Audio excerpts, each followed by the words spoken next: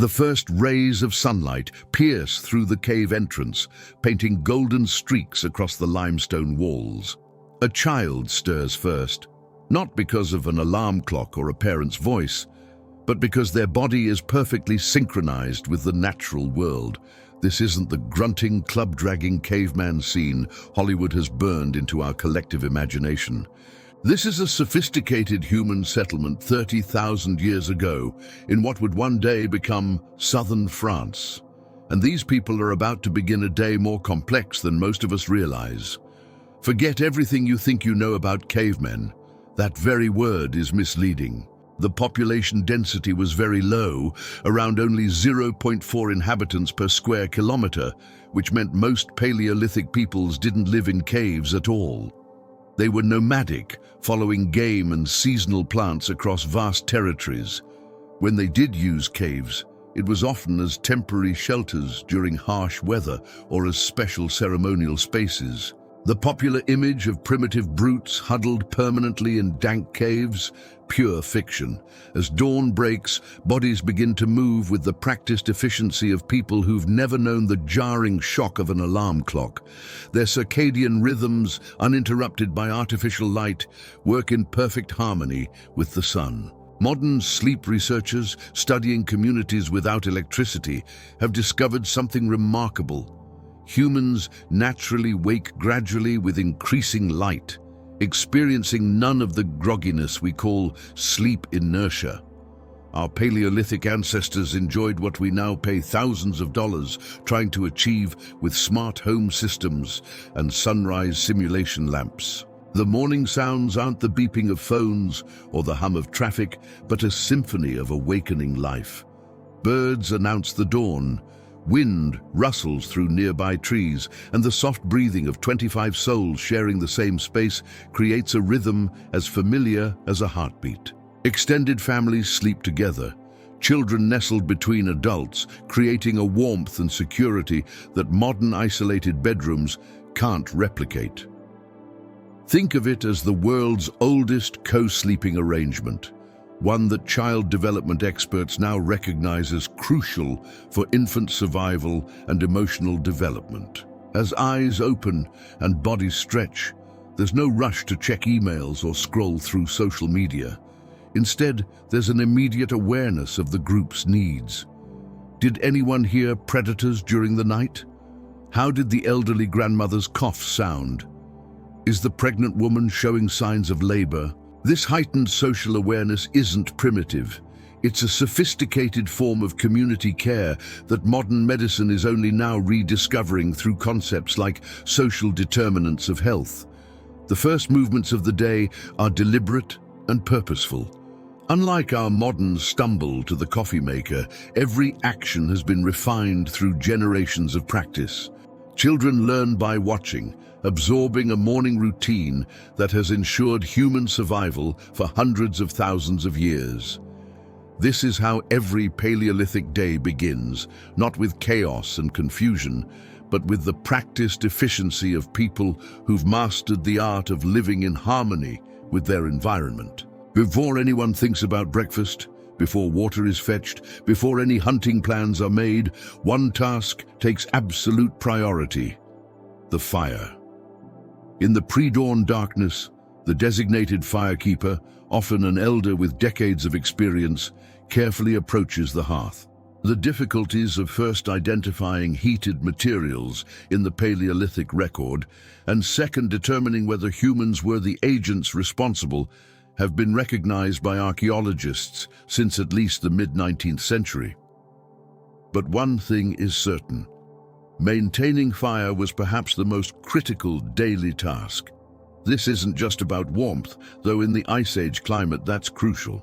Fire is technology, protection, social hub, and food processor all rolled into one. The firekeeper kneels beside the hearth, gently blowing on embers that have been carefully banked the night before. Think of it as humanity's first 24/7 operation, a flame that might have been passed down through generations, never allowed to fully die. The technique is precise. Too much air and the fragile embers scatter, too little and they suffocate. The firekeeper has learned this balance through years of practice, understanding aerodynamics in a way that would make modern engineers nod in appreciation. Small dry twigs are added first, kindling gathered the day before and stored in a dry spot. This isn't random. It's a carefully curated selection of materials, each chosen for its burning properties. Modern campers who struggle with matches and lighter fluid would be amazed at the efficiency. Within minutes, flames begin to lick upward, casting dancing shadows on the cave walls. The firekeeper adds larger pieces, creating a structure that maximizes airflow while conserving fuel. It's architecture and chemistry combined, knowledge passed down through countless generations without a single written manual. But here's what most people don't realize. This fire isn't just for one family. Evidence from fossilized skeletons that archaeologists have found indicates that ancient foragers were less likely to suffer from starvation or malnutrition, and were generally taller and healthier than the peasants who came after them. This health wasn't accidental. It came from communities that shared resources, including fire. Other groups might come to borrow embers, creating a network of reciprocal relationships that would make modern social media look primitive. The morning fire serves multiple purposes simultaneously. It's a deterrent to predators who might still be prowling in the dawn light. It's a signal to other human groups. Smoke rising in the morning air says, "We are here, we are alive, we are human."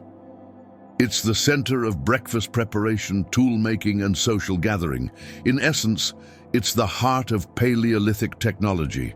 As the flames grow stronger, the firekeeper's job shifts from ignition to management. Different areas of the hearth are prepared for different purposes. A hot section for cooking, a cooler area for warmth, a bed of coals for tool making later. This isn't random fire tending. It's skilled technical work that requires understanding heat distribution, fuel consumption, and timing. The firekeeper is engineer, chemist, and social coordinator all at once, managing humanity's most transformative technology with an expertise we're only now beginning to fully appreciate. As the fire crackles to life and warmth spreads through the settlement, something remarkable happens. Without any formal announcement, without scheduled calendar invites or agenda items, the adults begin to gather around the hearth. This is the Morning Council, a daily practice that predates any formal government by tens of thousands of years, yet operates with an efficiency that would make modern management consultants envious. The elderly woman who leads the group does not hold her position because of hereditary privilege or political maneuvering. She's earned respect through decades of successful decisions, deep knowledge of the landscape, and an uncanny ability to predict weather patterns. Archaeological evidence from art and funerary rituals indicates that a number of individual women enjoyed seemingly high status in their communities, and it is likely that both sexes participated in decision-making. This isn't the patriarchal caveman society popular culture imagines.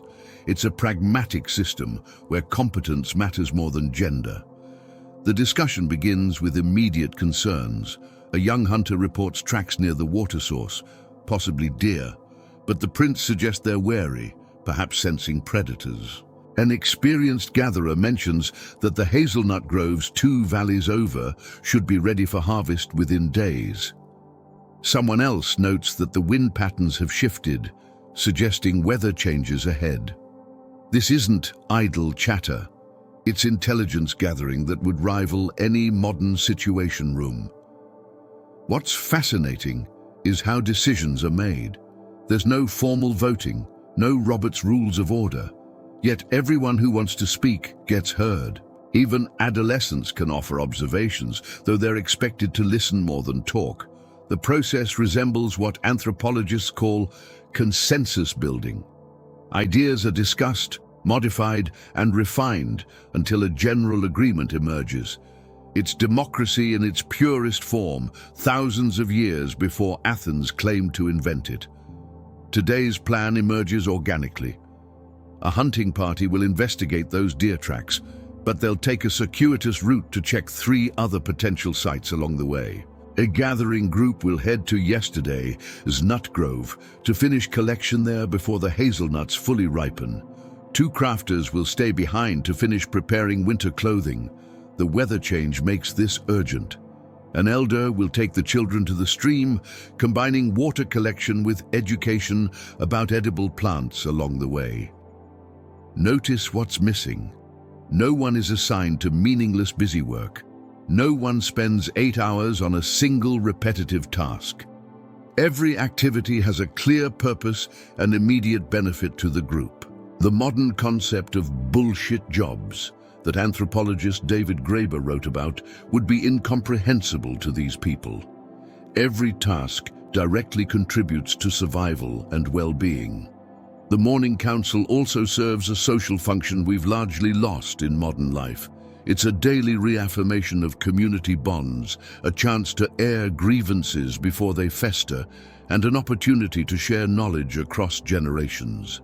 The grandmother teaching a young mother about infant care, the experienced hunter demonstrating a new tracking technique, the child excitedly describing a new berry patch they discovered. All of this happens organically within the council structure. It's education, governance, and social bonding rolled into one efficient morning ritual that sets the tone for the entire day. With the day's plan settled, one of the first groups to depart faces a task so fundamental we barely think about it today. Water collection. Turn a handle, water flows. But for our Paleolithic ancestors, water meant a daily journey that shaped settlement patterns, social structures, and survival itself. This morning, like every morning for thousands of years, a small group prepares for the water run. The water carriers aren't chosen randomly. They're typically adolescents and young adults, old enough to carry heavy loads, young enough to make the journey quickly. They grab containers made from animal bladders and tightly woven baskets sealed with pine resin. Think of these as humanity's first water bottles, engineered through trial and error to be lightweight when empty yet sturdy when full. Some groups near rivers used hollowed gourds. Others crafted containers from birch bark. The technology varied, but the need remained constant. The journey to water isn't just about filling containers, it's a carefully choreographed safety operation. The water source attracts every living thing in the area, from harmless deer to dangerous predators. The group moves with practiced caution, one person always scanning for threats while others fill containers. They've learned that dawn and dusk are the most dangerous times when predators hunt. Mid-morning offers the best balance of visibility and safety. Along the way, they're not just walking, they're gathering intelligence. Fresh tracks in the mud tell stories. Which animals drank here last night, whether predators are nearby, if other human groups have passed through. A broken branch might indicate a bear's passage. Disturbed vegetation could mean a herd of aurochs. This information is as valuable as the water itself, mental notes that will be shared back at camp. The water source itself is a marvel of accumulated knowledge. They know which pools stay cleanest, which streams run year-round, where the water tastes sweetest. Some groups discovered natural filtration, collecting water where it seeped through sand and gravel. Others learned to avoid certain sources during algae blooms. This wasn't written in any manual. It was knowledge earned through generations of observation, sometimes paid for with severe illness when mistakes were made. But here's what archaeology reveals that surprises modern researchers. Large seeded legumes were part of the human diet long before the Neolithic Revolution, as evident from archaeobotanical finds from the Mousterian layers of Kibara Cave in Israel. These water-gathering trips serve double duty. The carriers collected edible plants along the way, maximizing efficiency in a way that would make modern productivity experts proud. A single journey accomplished multiple tasks: water, food, intelligence gathering, and territory monitoring. The return journey is the hardest. A filled water container can weigh 30 pounds or more. The carriers have developed specific techniques using tump lines across their foreheads to distribute weight. walking with a particular gait that minimizes sloshing and taking specific routes that avoid rough terrain. Its ergonomics developed through millennia of practice. Modern hikers with their high-tech hydration systems are using principles these ancient people perfected. Distribute weight evenly, maintain a steady pace, protect the water at all costs, because without water, nothing else matters. While the water carriers make their journey, another group prepares for what we might call the breakfast hunt, though this bears no resemblance to a quick trip to the grocery store. The hunters who reported deer tracks at the morning council now gather their equipment with the focused intensity of surgeons preparing for a complex operation. This isn't the dramatic mammoth hunt of popular imagination. This is about securing fresh protein for the morning meal. The hunting party is small, usually 3 to 5 individuals who've worked together for years. They know each other's movements, can communicate with subtle hand signals, and trust each other implicitly. Their weapons are marvels of engineering. Wooden spears with tips hardened in fire, perfectly balanced for throwing. Some carry spear throwers or atlatls, which multiply the force of their throw. The earliest European hand axes are assigned to the Abbevillean industry, which developed in northern France in the valley of the Somme River. But by this period, toolmaking has evolved into a sophisticated art. But here's what most people don't understand. Paleolithic hunting success came more from intelligence than strength. These hunters are behaviorists who've spent lifetimes studying their prey. They know that deer feed in predictable patterns, that they prefer certain plants at specific times of day, that they have favorite routes between feeding and watering areas. This knowledge, accumulated over generations, gives them an advantage no amount of modern technology can replicate. The hunters move through the landscape, reading signs invisible to modern eyes. A bent grass blade tells them how recently an animal passed. The height of browsed branches indicates the size of the deer. Fresh droppings reveal diet and health. They're not just following tracks. They're predicting where the animal will be, thinking several moves ahead like chess masters. This predictive hunting requires cognitive abilities that neuroscientists now recognize as foundational to human intelligence. When they finally spot their prey, a small group of deer grazing in a clearing, the real skill begins. They must position themselves downwind, move silently across terrain that seems designed to create noise, and coordinate their attack without verbal communication. One hunter might circle wide to drive the deer toward hidden companions. Others position themselves along likely escape routes. It's a complex tactical operation that military strategists would recognize as an ambush. The moment of truth comes quickly. A thrown spear, launched with practiced precision, can cover 30 yards in under 2 seconds. There's no room for error. A missed throw means the deer escape, and the hunters return empty-handed. But when successful, the result is immediate protein for the group. The animal is quickly field-dressed with every part utilized. Nothing is wasted, because waste means hunger. What's remarkable is the efficiency of this system. Evidence from fossilized skeletons that archaeologists have found indicates that ancient foragers were less likely to suffer from starvation or malnutrition, and were generally taller and healthier than the peasants who came after them. This wasn't despite their hunting methods, it was because of them. The combination of detailed ecological knowledge, sophisticated hunting strategies, and absolute utilization of resources created a sustainable system that supported human populations for hundreds of thousands of years. The breakfast hunt isn't just about food. It's about the culmination of human intelligence, cooperation, and adaptation that allowed our species to thrive in environments across the globe. While hunters pursue game and gatherers collect plants, one group remains behind, engaged in what might be humanity's oldest manufacturing process. The toolmaker sits cross-legged near the fire, surrounded by carefully selected stones, examining each one like a jeweler inspecting diamonds. This isn't crude rock bashing, it's precision engineering that would take modern humans years to master.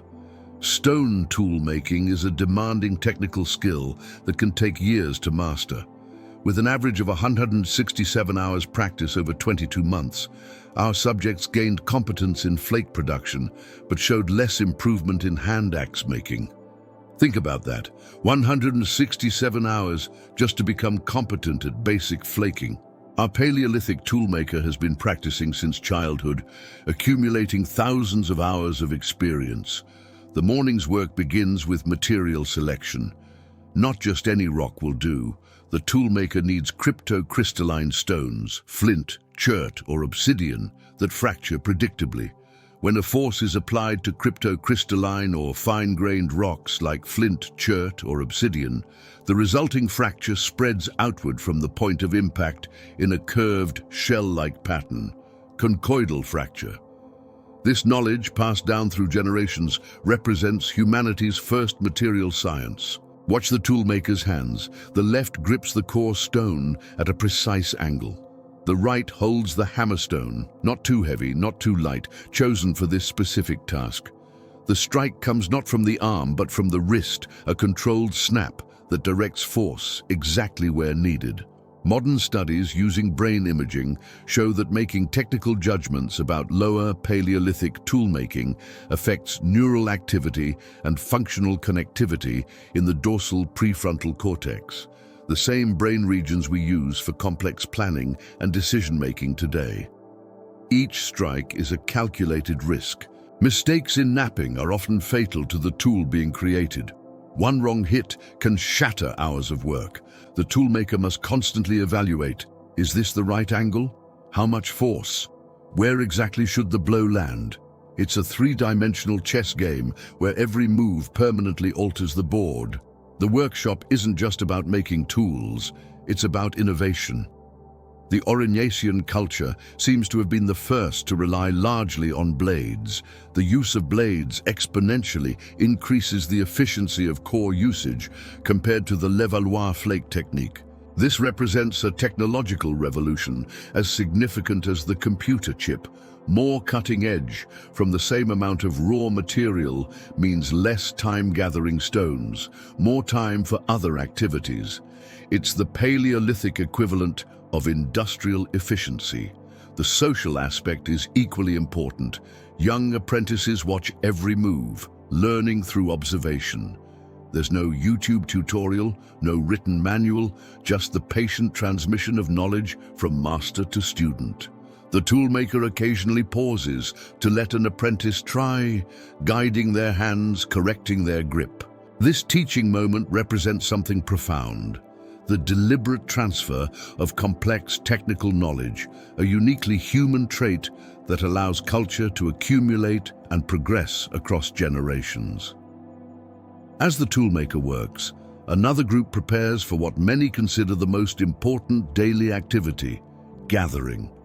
Led by experienced women who know every edible plant within a day's walk, this expedition will provide the majority of calories consumed today. Forget the man the hunter stereotype. Archaeological evidence increasingly suggests that plant foods, not meat, formed the foundation of the Paleolithic diet. The gathering party includes women of all ages, from grandmothers whose knowledge spans decades to young girls just learning to identify edible plants. Several men join too, particularly younger ones who haven't yet proven themselves as hunters. They carry specialized tools, digging sticks hardened in fire, woven baskets waterproofed with pine resin, and sharp flakes for cutting tough stems. It's a toolkit refined over millennia for maximum efficiency. Their destination today is a valley 2 hours away where experience tells them certain tubers should be ready. But this isn't a single-minded grocery run. Large seeded legumes were part of the human diet long before the Neolithic Revolution, as evident from archaeobotanical finds from the Mousterian layers of Kabara Cave in Israel. The gatherers move through the landscape like ecological scientists, constantly observing, testing, remembering. A young woman spots unfamiliar berries. Rather than risk poisoning, she performs a systematic test passed down through generations. First, she crushes a berry and rubs it on sensitive skin, the inside of her wrist. She'll wait to see if irritation develops. If not, she'll touch it to her lips, then the tip of her tongue, each step carefully spaced to monitor for reactions. This methodical approach to new foods allowed humans to expand into new territories and exploit novel resources safely. The knowledge required is staggering. Each gatherer must recognize dozens of edible plants at different growth stages, know which parts are edible when, understand methods that neutralize toxins, and remember the location and timing of scattered resources across a vast landscape. Modern ethnobotanists studying indigenous peoples are amazed by the depth of this knowledge, often exceeding what's contained in scientific field guides. The gathering process itself is far from random wandering. The group follows a planned route that maximizes efficiency, visiting known resource patches in an order that considers ripening times, travel distances, and carrying capacity. They're essentially solving a complex optimization problem, what mathematicians now call the traveling salesman problem, using mental maps and collective memory instead of algorithms. Social bonds strengthen during these expeditions. Knowledge passes between generations through stories and songs that encode crucial information about plants, places, and seasons. Older women share gossip and wisdom, while their hands work automatically, decades of practice making the gathering almost unconscious. Young mothers carry infants in slings, the babies absorbing the sights, sounds, and smells that will one day guide their own gathering.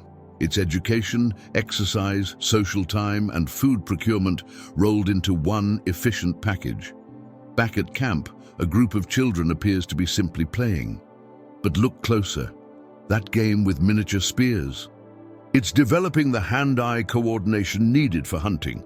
The elaborate make-believe involving family roles. It's rehearsing crucial social dynamics. The Paleolithic playground was humanity's first educational system, and it was remarkably effective. A 6-year-old boy naps pebbles with intense concentration, mimicking the toolmaker's movements. His tools are laughably crude by adult standards, but each strike teaches the relationship between angle, force, and fracture. By adolescence, he'll produce functional tools. By adulthood, he might innovate new techniques. This progression from play to mastery happens without formal instruction, driven by intrinsic motivation that modern educators struggle to replicate. The girls aren't just playing with dolls, though they do that too, using figures made from clay or bundled grass. They're also practicing basket weaving with grass stems, learning the basic patterns that will eventually create waterproof containers.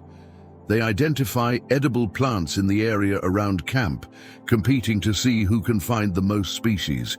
It's a botany class disguised as entertainment. Mixed play groups create natural mentoring systems. Older children gain status by teaching younger ones, reinforcing their own knowledge in the process. A 12-year-old girl shows a younger child how to extract fibers from plant stems, demonstrating the patience and clarity of an experienced teacher. She learned this same skill from an older child years ago, continuing a chain of knowledge transfer stretching back generations. Physical play dominates much of the day. Children chase each other through obstacle courses of rocks and logs, developing the agility needed to navigate rough terrain while pursuing game or fleeing predators. They climb trees with monkey-like efficiency, throw stones at targets with increasing accuracy, and wrestle in ways that build strength while teaching social boundaries. It's a full-body curriculum that produces adults capable of remarkable physical feats. But perhaps most importantly, children have time, vast amounts of unstructured time to explore, experiment, and create. The dog was the first animal that Homo sapiens domesticated. Dogs are descendants of wild wolves, and their domestication occurred long before the agricultural revolution. A child playing with wolf puppies at the edge of camp might be participating in one of humanity's most transformative relationships without the pressure of formal schooling or structured activities. Paleolithic children learn at their own pace, following their interests, developing the diverse skills their society needs. It's an educational philosophy that modern alternative schools are only now rediscovering. As the sun reaches its zenith and temperatures soar, the camp settles into a rhythm forgotten by modern climate-controlled societies. This is the midday rest, not laziness, but an intelligent adaptation to environmental conditions. While we fight through afternoon drowsiness with caffeine and willpower, our ancestors aligned their activities with natural circadian rhythms. The hunters have returned, successful or not, and share their experiences with others lounging in whatever shade the landscape provides. Their stories aren't just entertainment, they're information transfer systems. A hunter describes new tracks spotted near a distant waterhole, updating the group's mental map of game movements. Another demonstrates how he modified his spear-throwing technique to account for wind, sharing innovation in real time. This rest period serves multiple functions beyond avoiding heat exhaustion. It's when tools are maintained and repaired. A hunter reflakes a dulled spear point. A gatherer reweaves a damaged basket section. The toolmaker, taking a break from intensive napping, sorts through the morning's production, setting aside the best pieces and evaluating what's still needed. It's quality control and inventory management, Paleolithic style. Social bonding intensifies during these quiet hours. Interband trade may have appeared during the Middle Paleolithic because trade between bands would have helped ensure their survival by allowing them to exchange resources and commodities. A visitor from a neighboring band might arrive during midday when travel is least pleasant, but camps are most likely to have everyone present. Information about resource locations, weather patterns, and the movement of other human groups gets exchanged along with trade goods. The elderly, valued for their knowledge rather than marginalized for their reduced physical capacity, hold court during rest periods. Their living libraries, their memories containing decades of crucial information about rare events, droughts, exceptional winters, unusual animal behaviors. A grandmother recounts a similar weather pattern from 40 years ago and what plants remained edible during the drought that followed. This institutional memory helps the group prepare for low-frequency but high-impact events. Children nap or engage in quiet activities, processing the morning's intense learning through play and rest. Adults might work on non-urgent crafts, decorating tools, creating jewelry from shells and stones, experimenting with new techniques without the pressure of immediate need. It's during these relaxed moments that innovation often occurs, when minds freed from survival pressure can explore creative solutions. The midday rest also provides time for what we might now call preventive healthcare. Individuals tend to minor injuries before they become major problems, apply herbal remedies to cuts and bruises, and massage sore muscles. The group's informal medical knowledge gets shared and reinforced through casual conversation about what works and what doesn't. It's peer-reviewed medicine tested across generations of practical application. As shadows begin to lengthen and temperatures drop, the camp stirs back to life with renewed energy. The afternoon is prime time for craft work, particularly the endless task of creating and maintaining clothing. In the Paleolithic world, fashion wasn't about status. It was about survival, and the skills required would humble modern designers. A woman sits with a fresh deer hide, beginning the complex process of transformation. First, she uses a stone scraper to remove every trace of fat and flesh, a job requiring hours of careful work. Scrapers were essential for processing animal hides and other materials, playing a crucial role in early humans' daily lives. One missed spot could mean decay, ruining the entire hide. Her movements are rhythmic, almost meditative, muscle memory from years of practice guiding each stroke.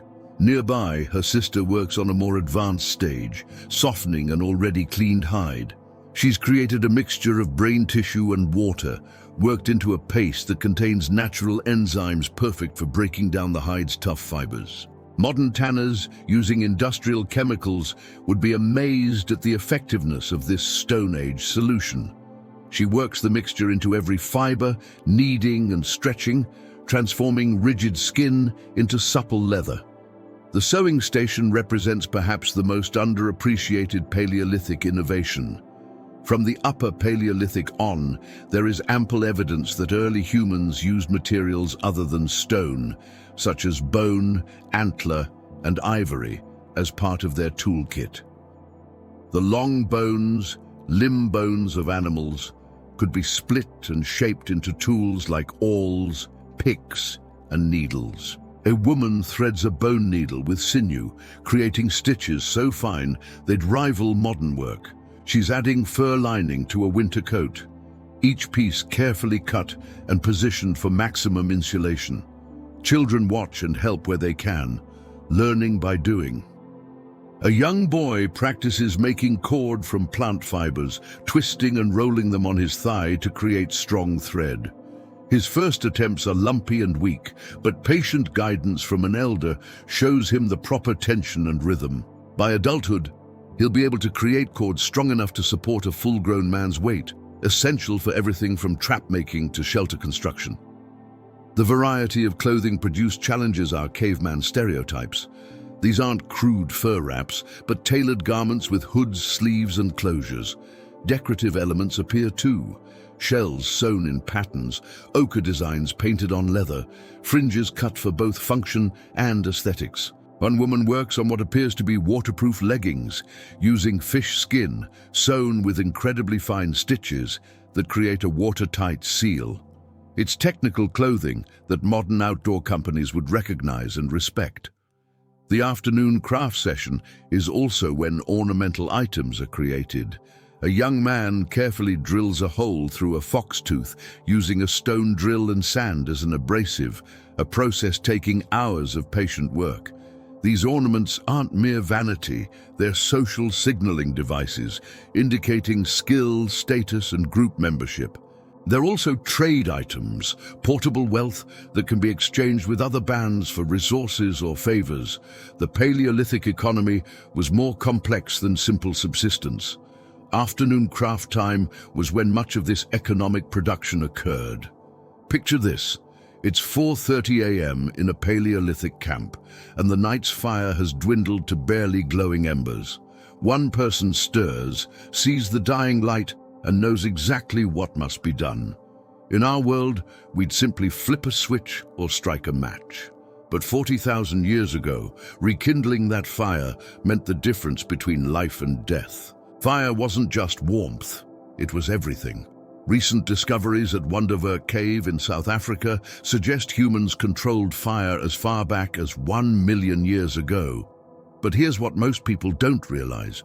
Maintaining fire was harder than making it.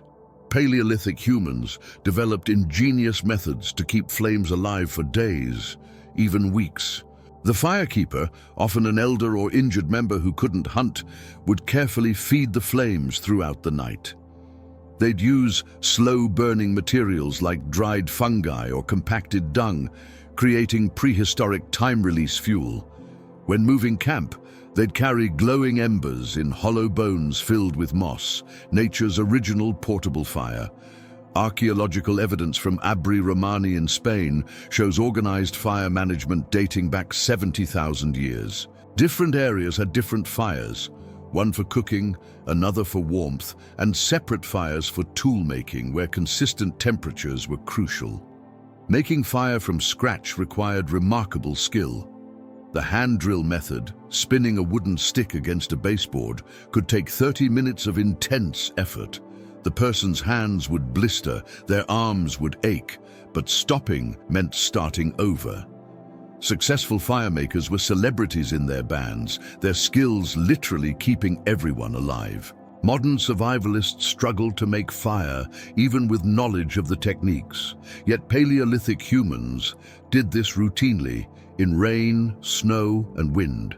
They understood which woods created the best friction, how humidity affected their chances, and the precise angle needed for success. This wasn't primitive. It was masterful engineering using only natural materials. The silence of a Paleolithic morning is broken by the sound of children's laughter echoing through the camp. While modern parents might drop their kids at daycare before heading to work, Paleolithic children were integral parts of daily life, learning by doing from the moment they could walk. Here's what shocks modern researchers. Children under 15 accounted for around half of the world's population during the Paleolithic. Today, they're only about a quarter. Picture a band of 35 people. 24 would be in their 20s or younger. This wasn't a world of adults with occasional children. It was a society where young voices dominated the soundscape.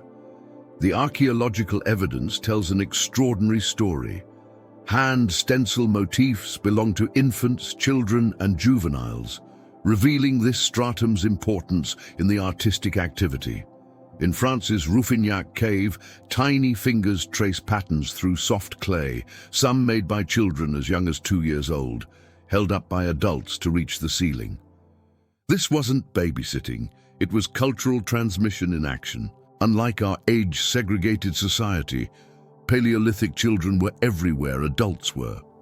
The tracks are not as anatomically distinct as those from Namibia, but they are smaller, and may have been made by children as young as 1 or 2 standing in the mud while their parents and older siblings got on with their activities. This included knapping the stone tools with which they butchered the carcass of the hippo. Imagine toddlers watching intently as their parents crafted tools, their small footprints preserved beside a butchering site for thousands of years. By age 6 or 7, children were already contributing to the band's survival. Namibian footprints were made by a small group of children walking across a drying mud surface after a flock of sheep or goats. These weren't modern children with scheduled playdates. They were trusted with real responsibilities, learning through experience how to track animals and navigate their landscape. The learning process left its mark in the archaeological record. Archaeologists can recognize the work of a novice because people learning to produce stone tools make similar kinds of mistakes. Those fumbled attempts at tool-making, hitting the stone core too hard or at the wrong angle, tell us children weren't just watching, they were practicing, failing, and trying again. Today's helicopter parents might cringe, but these children were handling sharp stones and learning through trial and error. Play wasn't separate from learning. It was learning. While modern children might play with plastic toy animals, Paleolithic children played with real bones, practiced with child-sized tools, and explored caves that would terrify most modern adults. Their games prepared them for adult life in ways our video games never could. As darkness fell across the Paleolithic landscape, something magical happened. The scattered members of the band converged around the central fire, transforming from individuals focused on survival tasks into a community. This wasn't just dinner time. It was when Paleolithic society truly came alive. The fire cast dancing shadows on faces worn by the day's activities. A successful hunter might be recounting the day's chase, using gestures and sounds to recreate the moment the spear found its mark. But don't imagine a monotone report. This was a theater. Modern neuroscience shows that storytelling activates multiple brain regions, creating shared experiences. Our ancestors discovered this long before MRI machines. Archaeological evidence from Cavemen cave in Israel, dating back 400,000 years, reveals organized hearth areas with distinct zones for different activities. The main fire wasn't just for warmth, it was the prehistoric equivalent of both television and social media combined. Everyone gathered here, from nursing infants to weathered elders, creating a multi-generational space that modern society rarely achieves. Food sharing around the evening fire was more than nutrition. It was social glue. When meat was distributed, it followed complex social rules that anthropologists still observe in modern hunter-gatherer societies. The successful hunter often ate last, reinforcing social bonds through generosity. Compare this to modern families eating in shifts or alone in front of screens, and you realize we've lost something profound. The evening was prime time for tool maintenance and creation. With daylight gone, humans worked by firelight. Their hands, guided by muscle memory developed over years. Stone tool production wasn't rushed. It was methodical, almost meditative. The rhythmic sound of stone on stone became part of the evening soundtrack, as familiar as our television theme songs. Music filled these evenings too. Bone flutes from Germany, dating to 43,000 years ago, weren't solo instruments. They were part of ensemble performances. Add drums made from stretched hides, rattles from gourds filled with stones, and voices raised in song, and you had a symphony that lasted hours. Unlike our passive entertainment consumption, everyone participated. Even infants experienced rhythm through their mothers' movements as they danced. These gatherings were where knowledge transferred between generations. No written manuals existed, so everything from which plants were poisonous to how to track wounded prey was transmitted orally. Elders held living libraries in their minds, and evening gatherings were when these books opened. A child listening to stories about the last great drought wasn't just being entertained, they were downloading survival software. As the fire burns lower and children doze off against their parents, adults might continue talking in low voices, planning tomorrow's activities or discussing concerns about weather patterns. The evening gathering wasn't just social time, it was when bands became communities, when individuals became a people. Without these nightly rituals, human culture as we know it might never have developed. Before the first bird sang, before even the faintest hint of dawn touched the eastern sky, someone in the Paleolithic camp was already awake. Their internal clock, unaffected by artificial light or alarm apps, responded to subtle cues we modern humans have largely forgotten. The slight drop in temperature before dawn, the changing sounds of nocturnal animals, the way the fire's crackle shifted as moisture gathered in the pre-dawn air. This early riser had one critical job: check the fire. In our world of instant heat and light, it's hard to grasp how terrifying a dead fire could be. Starting a fire from scratch in the morning damp was a nightmare scenario. The firekeeper would carefully uncover the buried coals from the previous night, blowing gently to coax them back to life, adding dried moss or fungus that had been kept dry specifically for this purpose. As the fire rekindled, its light would gradually wake others. No jarring alarms, no rushed morning routines. Paleolithic mornings unfolded with the natural rhythm of increasing light. Bodies stirred under fur blankets. Children nestled closer to parents for a few more moments of warmth. The sounds were gentle, the soft breathing of the band, the rustle of someone stretching, the crack of joints as elders rose from sleeping positions. Music may have developed from rhythmic sounds produced by daily chores, for example, cracking open nuts with stones. The morning soundscape included these work rhythms, someone already beginning to process yesterday's gathered nuts, the steady scrape of hide preparation, the tap-tap-tap of stone tool maintenance. These weren't just chores, they were the morning music of the Paleolithic. Water collection was among the first tasks. Unlike turning a faucet, this meant someone walking to the nearest stream or spring, often several hundred meters away. They'd carry water in cleaned animal bladders or tightly woven baskets sealed with pine resin. The water carrier might pause to check for fresh animal tracks, multitasking that could determine the day's hunting plans. Morning hygiene existed, though it looked different from our routines. Teeth were cleaned with fibrous plant materials, faces washed in cold stream water, hair was managed with bone combs and animal fat. Archaeological evidence shows surprisingly sophisticated grooming tools. Our ancestors weren't the unkempt savages popular culture imagines. Large seeded legumes were part of the human diet long before the Neolithic Revolution, as evident from archaeobotanical finds from the Mousterian layers of Kebara Cave in Israel. Paleolithic breakfast might include leftover roasted roots from the previous night, perhaps some dried meat, nuts gathered days ago. The morning meal was about quick energy before the day's real work began. As full daylight arrived, the band would gather briefly to plan who would hunt, who would gather, who would stay with the children and elders. These weren't casual decisions. They were survival strategies refined over thousands of generations. The morning ritual wasn't just about waking up. It was about synchronizing an entire community for another day of successful living in a challenging world. Imagine walking for weeks across unfamiliar landscapes, carrying precious cargo wrapped in animal hide. Your destination, a gathering place where multiple bands converge, drawn by the promise of exotic goods and vital social connections. This wasn't a medieval market or ancient bazaar. This was Paleolithic trade, and it was far more sophisticated than most people realize. The evidence is written in stone, literally.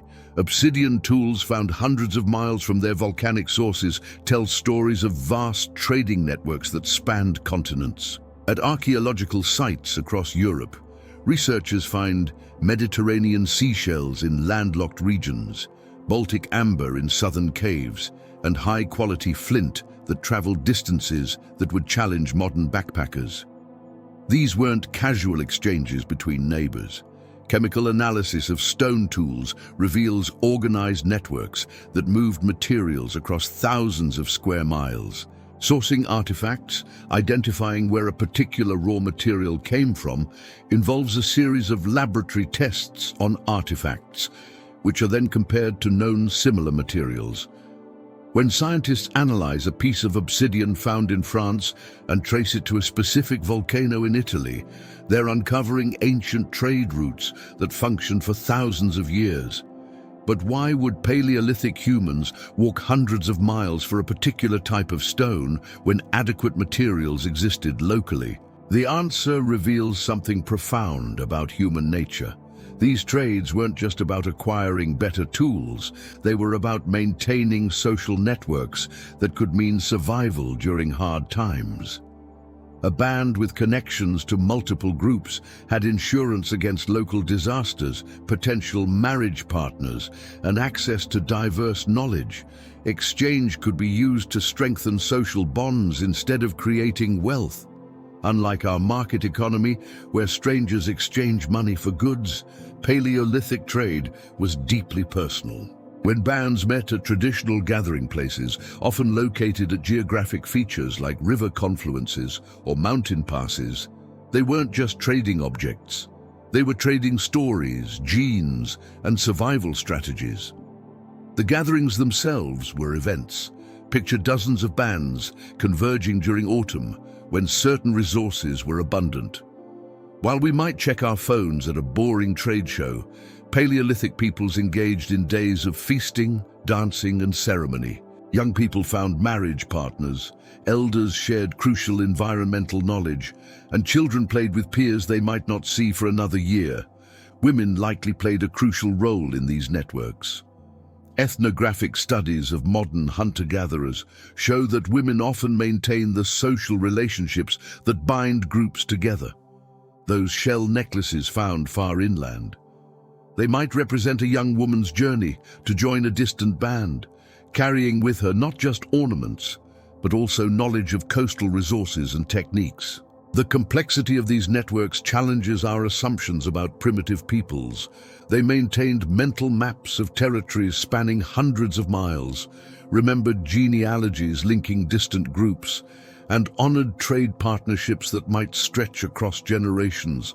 When a piece of Baltic amber reached the Mediterranean, it didn't travel through anonymous middlemen.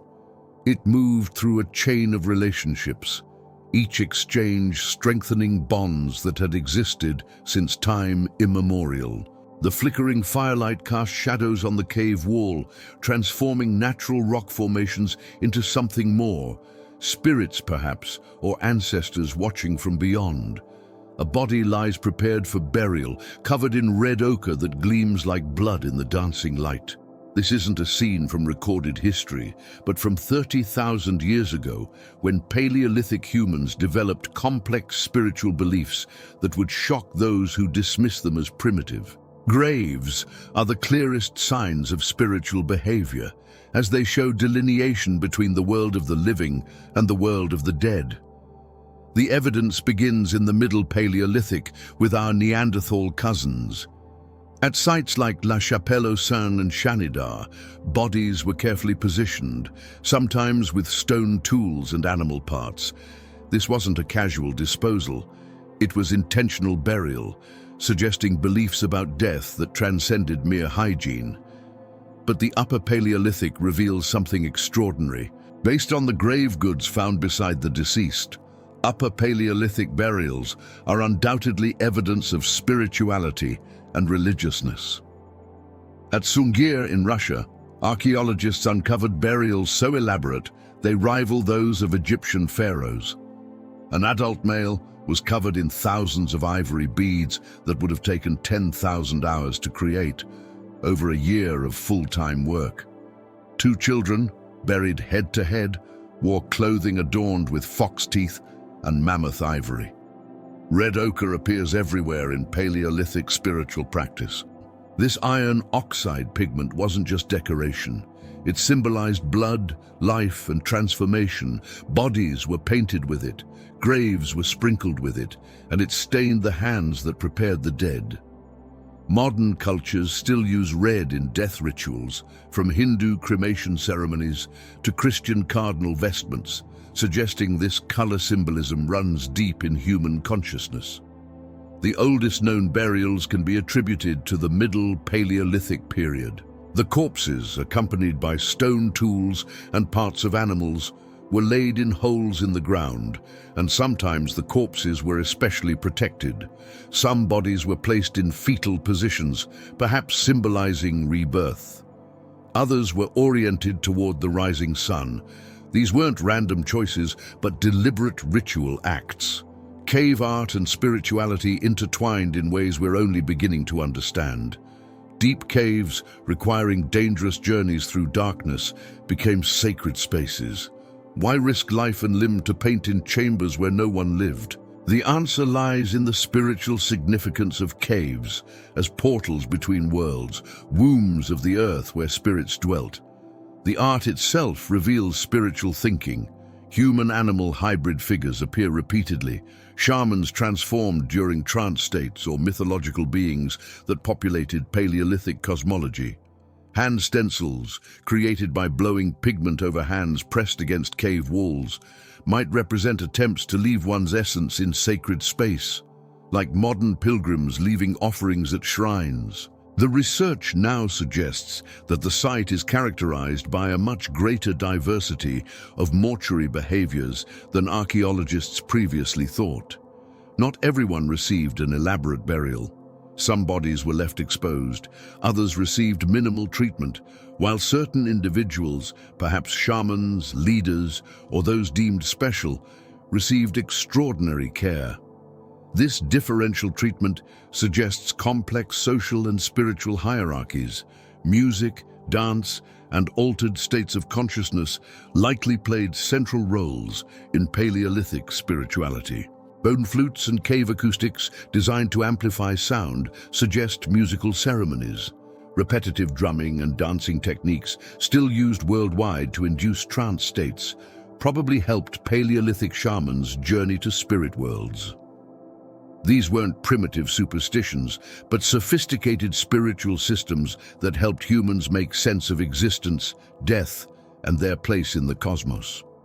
The foundations of human spirituality, the belief in souls, afterlife, and supernatural forces, emerged in the Paleolithic and remain with us today. Whether expressed through organized religion or personal spirituality, a young hunter writhes in pain, his leg bent at an unnatural angle after a fall during the mammoth chase. In our world, he'd be rushed to an emergency room for x-rays and surgery. But 30,000 years ago, something remarkable happened. The band's healer approaches with practiced confidence, carrying tools and knowledge passed down through countless generations. What follows would surprise modern medical professionals. Archaeological evidence reveals that Paleolithic humans possess sophisticated medical knowledge that challenges our assumptions about primitive healthcare. Trepanning, sometimes trephaning, was a basic surgical operation in which a hole was drilled or scraped into the skull. It was carried out in prehistoric societies across the world. This wasn't random hole drilling by ignorant savages. Many patients survived, as evidenced by healed bone growth around the surgical sites. The Paleolithic medicine cabinet was nature's pharmacy. Of the 212 plant species identified, around 60% were medicinal and edible. They could have been used for food, medicine, or both. Willow bark for pain relief, containing the precursor to aspirin, specific mosses with antibiotic properties, and countless herbs for treating everything from wounds to digestive issues. This wasn't guesswork. It represented accumulated knowledge refined over thousands of years. Broken bones tell stories of successful treatment. Archaeologists find healed fractures that were properly set, sometimes with evidence of splints made from wood and secured with plant fibers. The alignment of these healed bones often rivals modern orthopedic work. This practice refers to eating soil-like or earthy substances, such as chalk and clay. Animals and humans have done this for hundreds of thousands of years. What we might dismiss as eating dirt was actually sophisticated medicine. Certain clays have antimicrobial properties and can treat digestive issues, something pharmaceutical companies have only recently begun to explore. The role of the healer combined what we'd separate into multiple specialties: physician, pharmacist, psychologist, and spiritual counselor. These weren't charlatan faith healers, but individuals with deep knowledge of human anatomy, plant medicine, and psychological healing. They understood that treating the whole person, body, mind, and spirit, was more effective than addressing symptoms alone. Care for the disabled and injured reveals the compassionate heart of Paleolithic medicine. Skeletons show individuals who survived for years with disabilities that would have required constant care. A man with a withered arm who lived to old age, a woman with severe arthritis who was clearly supported by her community. These weren't societies that abandoned the weak, but ones that valued every member. Animals suffering from a parasite or other malady will deliberately consume substances that are medicinal but have little or no nutritional value. Paleolithic humans likely learned by observing animals self-medicating, then expanded this knowledge through experimentation. When your survival depends on staying healthy, you become an excellent observer of what works. Dental care existed too. Evidence of toothpicks made from wood and bone, along with wear patterns suggesting regular cleaning, shows concern for oral health. Some skulls even show evidence of primitive dentistry, infected teeth that were deliberately removed to prevent the spread of infection. Wound care was surprisingly advanced. Honey, which has antimicrobial properties, was likely used when available. Certain tree resins served as natural bandages that both protected wounds and prevented infection. Spiderwebs might have been used to help blood clot, a practice some traditional healers still use today. The biggest difference between Paleolithic and modern medicine wasn't knowledge, but technology. These healers understood infection, even without knowing about bacteria, recognized medicinal plants, set bones, performed surgery, and provided psychological support. They simply did it all without X-rays, antibiotics, or anesthesia. Their success rate, evidenced by healed injuries in the archaeological record, suggests they were remarkably effective despite these limitations. As darkness deepens around the fire, an elderly woman clears her throat and the entire band falls silent. This is the moment everyone has been waiting for. In our modern world, we might call it prime-time television, but for Paleolithic peoples, this was the storyteller's hour. The flames cast dancing shadows on the cave walls, creating the perfect backdrop for tales that have been passed down for generations. Recent archaeological evidence from Chauvet Cave in France reveals that storytelling wasn't just entertainment. The placement of images deep within caves, requiring torches and careful navigation, suggests these were sacred spaces where stories merged with ritual. Dr. Genevieve von Petzinger, who studied these ancient narrative spaces, discovered that many cave paintings were positioned to create animation effects in flickering firelight. A bison might appear to run across the wall as flames danced, bringing the story to life in ways that would make modern filmmakers envious. The stories themselves served multiple purposes. They were history lessons, teaching young ones about successful hunting grounds and dangerous territories. They were science classes, explaining animal behavior and seasonal patterns. They were moral instruction, reinforcing social bonds and proper behavior. Imagine a grandmother describing how the clan survived the terrible winter when she was young, her words painting pictures more vivid than any photograph. The children lean forward, eyes wide, absorbing not just the tale, but crucial survival information wrapped in narrative. Linguistic analysis suggests that complex language capable of storytelling emerged at least 100,000 years ago, possibly earlier. This timing coincides with the emergence of symbolic thinking and art. The human brain seems hardwired for narrative, and these evening sessions around the fire literally shaped our neural pathways. When modern researchers play recordings of stories to test subjects while monitoring brain activity, they find that narrative engages more neural networks than any other form of communication. The storyteller's role was so crucial that many societies developed special positions for these memory keepers. Evidence from burial sites shows that some individuals were buried with special items, suggesting their role as knowledge holders. In one fascinating case from Sungir in Russia, dating to 28,000 years ago, an elderly man was buried with ivory beads, arranged in patterns that might have represented stories or songs, taking his tales to the grave, but leaving us hints of their importance. The old woman, whose fingers trace patterns in the dirt as she explains the coming change. 3 more sunrises until the Great Migration begins. Every member of the band knows their role in this ancient choreography. Seasonal movement wasn't random wandering, but carefully planned relocations following patterns established over millennia.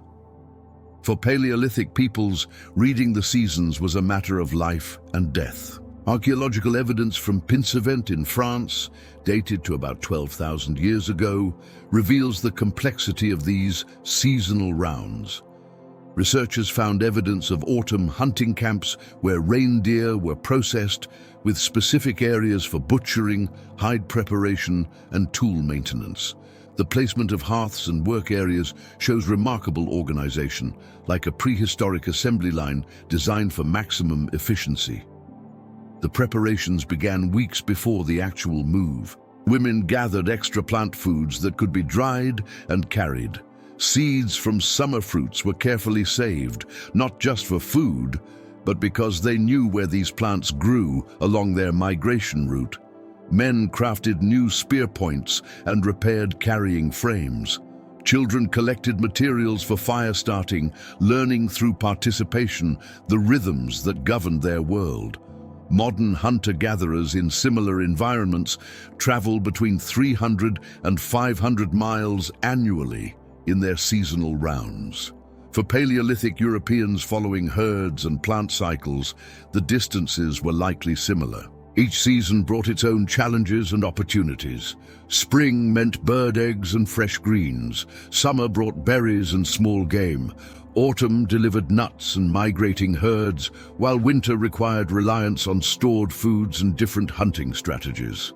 The genius of these seasonal movements becomes clear when we examine the archaeological record. Sites like Dolní Věstonice in the Czech Republic show evidence of repeated occupation over thousands of years. The same families returned to the same spots generation after generation, creating a deep knowledge of place that modern GPS systems can barely match.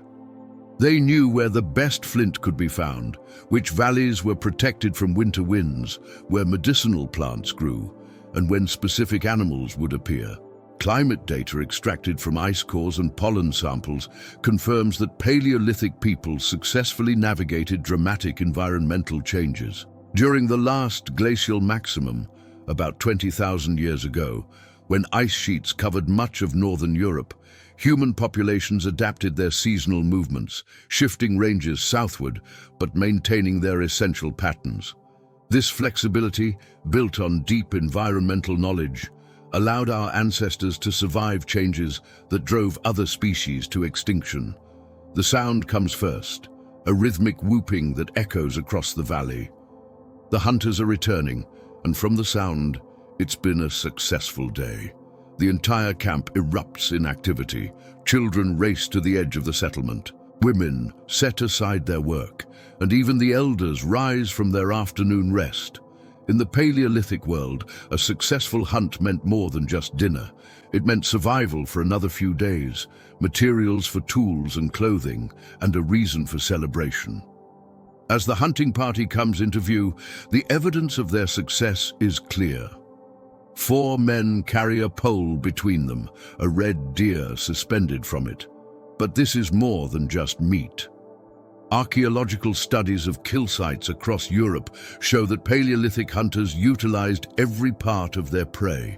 The antlers would become tools and weapons. The hide would be transformed into clothing and shelter. The sinew would serve as thread.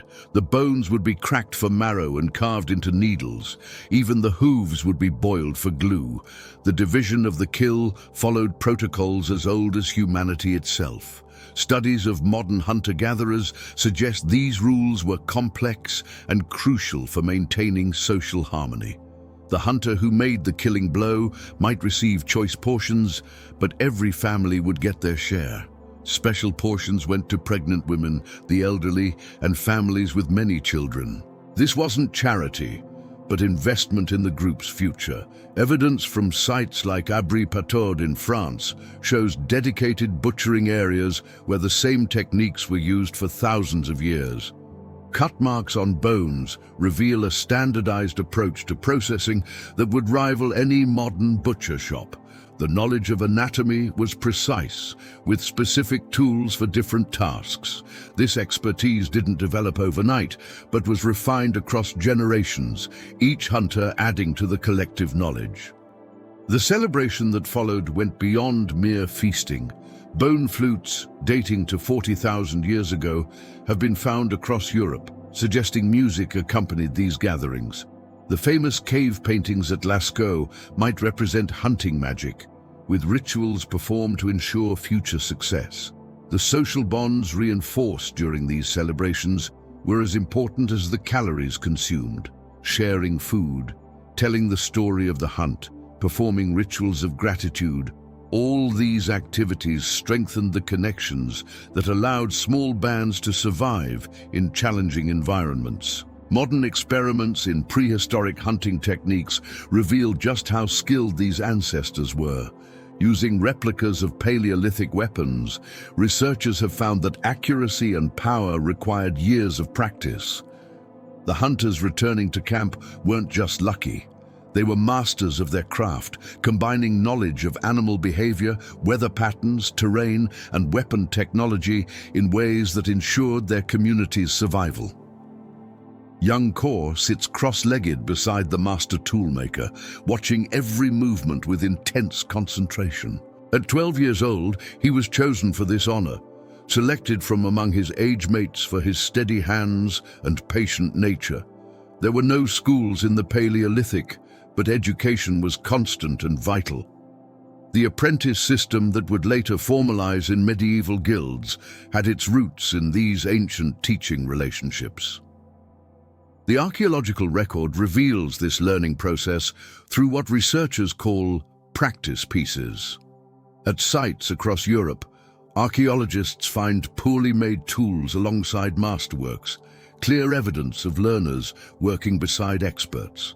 At Étiolles in France, researchers discovered a napping workshop dating to 13,000 years ago, where they could actually trace the learning process.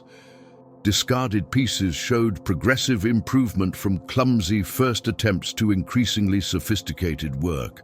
The master demonstrates the technique again, angling the hammerstone just so, predicting where the flake will separate. This isn't just craft, but science. Modern studies show that successful stone tool-making requires an understanding of fracture mechanics that wouldn't be formally described until the 20th century. Yet Paleolithic toolmakers intuited these principles through generations of accumulated knowledge. Learning extended far beyond tool-making. Girls learned plant identification from their mothers and aunts, memorizing not just which plants were edible, but when to harvest them, how to process them, and which ones had medicinal properties. Boys learned to read animal tracks, predict weather changes, and navigate using stars and landmarks. This knowledge transfer happened through observation, practice, and gentle correction, creating an educational system that produced graduates capable of surviving in environments that would challenge modern humans with all our technology. The apprentice system also served social functions. It created bonds between generations, ensured cultural continuity, and provided a pathway for innovation. When apprentices from different bands met during seasonal gatherings, they exchanged techniques, spreading innovations across vast territories. A new way of hafting a spear point developed in one valley might spread across a continent within a generation through these knowledge networks. Physical evidence of this teaching process appears in the form of handprints in caves.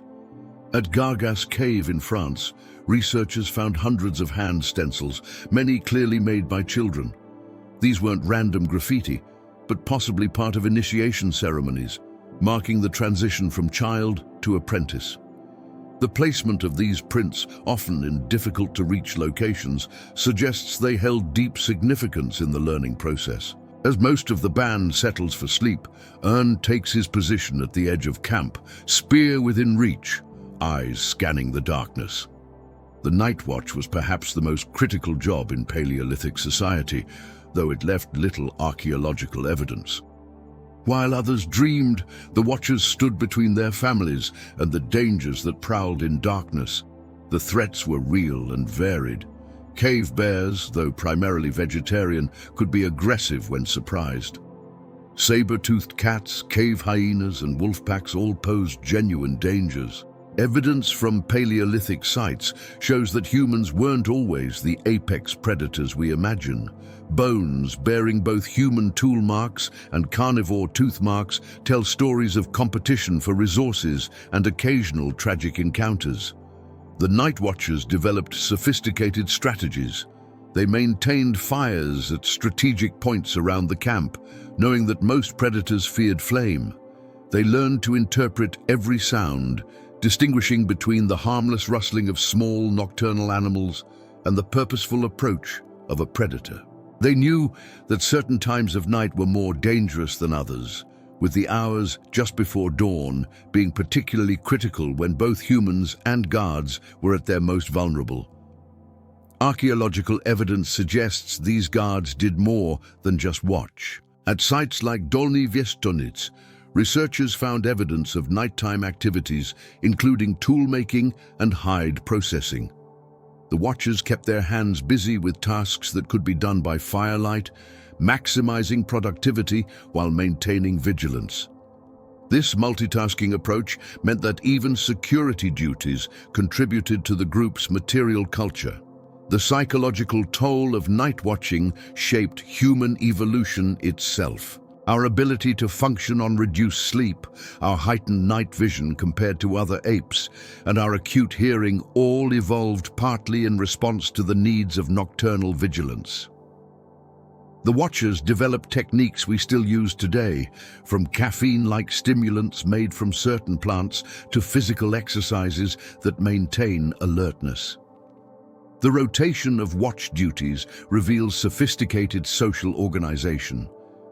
Evidence from seasonal camps shows that watching duties were shared according to complex rules, considering age, health, and family obligations. Young adults typically took the most challenging middle-of-the-night shifts, while experienced hunters handled the critical pre-dawn hours. This system ensured that the community's security never depended on a single individual's alertness, creating redundancy that modern security experts would recognize as best practice. The accident happens quickly. Mara drops her clay-lined basket too close to the fire, expecting disaster.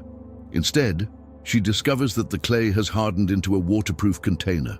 This fictional moment represents thousands of real discoveries that transformed Paleolithic life. Innovation wasn't planned in research laboratories, but emerged from daily activities, accidents, and careful observation. The archaeological record is full of such revolutionary moments. The oldest known, fired ceramics, come from Dolny Vestonich, dating to 29,000 years ago. These weren't pots, but figurines, suggesting that the technology was first used for symbolic purposes before someone realized its practical applications. This pattern repeats throughout prehistory, with innovations often beginning in one context before spreading to others. Consider the development of the needle, one of humanity's most underappreciated inventions. The oldest-eyed needles date to about 50,000 years ago, found in Denisova Cave in Siberia. This simple tool revolutionized clothing production, allowing for fitted garments that provided better insulation. The archaeological evidence shows rapid spread of this technology, suggesting information networks that spanned continents. Innovation requires not just discovery, but acceptance. New techniques had to prove themselves against established traditions. The archaeological record shows periods of technological conservatism punctuated by rapid change. During the Middle Paleolithic, tool styles remained relatively stable for thousands of years. Then, around 50,000 years ago, the pace of innovation accelerated dramatically. New tool types appeared and spread rapidly, suggesting changes in how knowledge was shared and preserved. The role of women in Paleolithic innovation is often overlooked, but was likely crucial. Ethnographic studies of modern hunter-gatherers show that women's gathering activities often lead to discoveries about plant processing, medicine, and material properties. The development of weaving, pottery, and food processing technologies likely emerged from the daily activities traditionally associated with women's work. Perhaps most remarkably, Paleolithic peoples developed the concept of improvement itself. They didn't just copy existing tools, but actively experimented with modifications. Microscopic analysis of stone tools reveals constant refinement, with each generation making subtle improvements. This culture of innovation established in the Paleolithic set the stage for all future human technological development. As the fire burns low, the elders gather for the evening's final task, planning tomorrow. This might seem mundane, but the ability to think beyond the immediate moment represented a cognitive revolution that separated our ancestors from other species. The archaeological evidence for planning extends back hundreds of thousands of years, written in the placement of tools, the selection of campsites, and the storage of resources. At Cavemen Cave in Israel, archaeologists discovered evidence of planning that dates back 400,000 years. Our ancestors were selecting specific stones for tools and storing them for future use. They kept fires burning continuously for months, requiring careful management of fuel resources. They preserved bones for marrow extraction weeks after the initial kill. These weren't spontaneous actions, but deliberate strategies requiring forethought and coordination. The evening planning sessions covered immediate needs and long-term strategies. Where would tomorrow's hunting party be? Which plants were ready for gathering? Who would watch the children while others worked? These decisions required encyclopedic knowledge of the environment, weather patterns, and seasonal changes. Modern project managers would recognize the complexity of coordinating a band's activities to ensure everyone was fed, protected, and productive. Evidence for this planning appears in the archaeological record as caches, stored materials hidden for future use. Throughout Europe and Asia, researchers have found collections of tools, raw materials, and even food stores deliberately hidden. These caches required not just planning, but trust that the materials would remain untouched, suggesting social agreements that extended beyond immediate family groups. The cognitive demands of planning shaped our ancestors' brains. The prefrontal cortex, responsible for executive function and future planning, expanded dramatically during human evolution. This wasn't a coincidence, but adaptation. Those who could plan survived harsh winters, anticipated animal migrations, and prepared for seasonal changes. Natural selection favored the planners, the warriors, the ones who asked, "What if?" As the elders conclude their discussion and bank the fire for the night, they've ensured their band's survival for another day. But more than that, they've participated in a ritual as old as humanity itself, using the past to inform the present and prepare for the future. This capacity for temporal thinking, developed around Paleolithic campfires, remains one of humanity's defining characteristics. Dawn approaches again, and the Paleolithic day begins anew. The same rhythms that governed life 30,000 years ago continue, yet each day brings subtle variations. This is the paradox of Paleolithic life: constant routine punctuated by constant adaptation. As we've seen throughout these chapters, our ancestors' days were filled not with primitive struggling, but with sophisticated activities that laid the groundwork for all human achievement. The image of the caveman as a brutish, simple creature dissolves when we examine the archaeological evidence. These were people who created art that still moves us, developed technologies we still use, and established social patterns we still follow.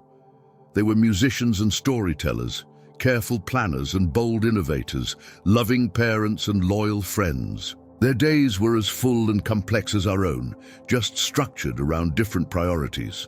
What strikes modern researchers most is the sustainability of Paleolithic life. For over 2 million years, our ancestors lived in relative balance with their environment. They took what they needed, but rarely more. Their impact on the planet was minimal. Their social groups were egalitarian, and their lifestyle promoted both physical and mental health.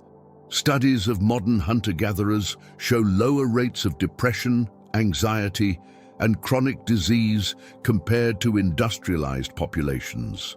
The skills developed during the Paleolithic continue to influence us. Our love of stories around campfires echoes their evening gatherings.